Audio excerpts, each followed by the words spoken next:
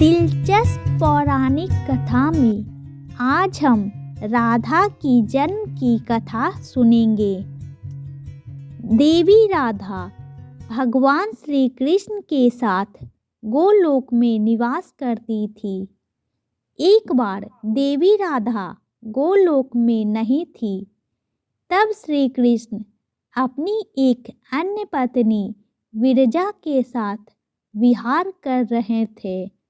राधा को इस बात की जैसी ही सूचना मिली, वह गोलोक लौट आई।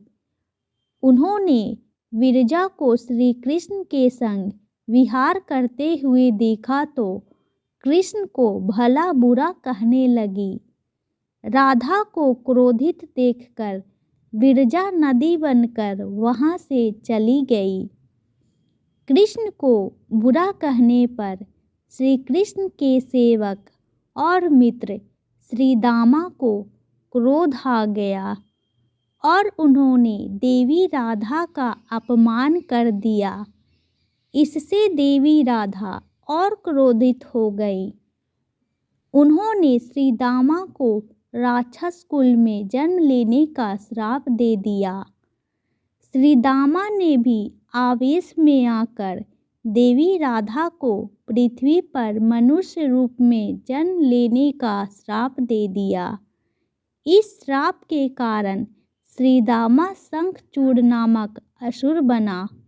देवी राधा को कीर्ति और वृषभानु जी की पुत्री के रूप में जन्म लेना पड़ा, लेकिन इनका जन्म देवी कीर्ति के गर्भ से नहीं हुआ था।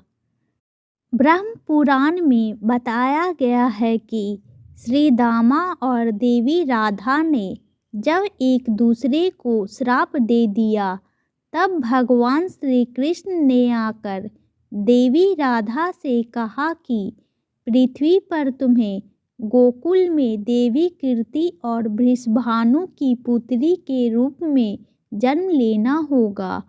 वहाँ तुम्हारा विवाह रयान नामक एक वैश्य से होगा और सांसारिक तौर पर तुम रयान की पत्नी कहलाओगी। रयान मेरा ही अंश होगा। राधा रूप में तुम मेरी प्रिया बनकर रहोगी और कुछ समय तक आपका मेरा विछोह रहेगा। इसके बाद श्री कृष्ण ने कहा कि अब आप वृषभानु के घर में जन्म लेने के लिए तैयार हो जाएं। संसार की दृष्टि में राधा की माता कीर्ति गर्भवती हुई, लेकिन उनके गर्भ में राधा ने प्रवेश नहीं किया। कीर्ति ने अपने गर्भ में वायु को धारण कर रखा था और योग माया के संयोग से कीर्ति ने वायु को जन्म दिया, लेकिन वायु के जन्म के साथ ही वहाँ राधा कन्या रूप में प्रकट हो गई। इसलिए यह माना जाता है कि देवी राधा अयोनिजा थी। 12 वर्ष बीतने पर माता पिता ने राधा का विवाह रायान नामक वैश्य के साथ कर दिया। उस समय राधा घर में अपनी छाया को स्थापित करके स्वयं अंतर्धान हो गई। उस छाया के साथ ही रायान का विवाह हुआ। कुछ समय तक श्री कृष्ण वृंदावन में श्री राधा के साथ आमोद प्रमोद करते रहे। इसके बाद श्री दामा के श्राप के कारण उनका वियोग हो गया। इस बीच में श्री कृष्ण ने पृथ्वी का भार उतारा। 100 वर्ष पूर्ण हो जाने पर तीर्थ यात्रा के प्रसंग से श्री राधा ने श्री कृष्ण का दर्शन प्राप्त किया।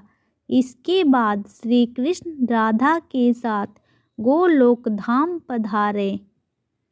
Please like and subscribe my channel.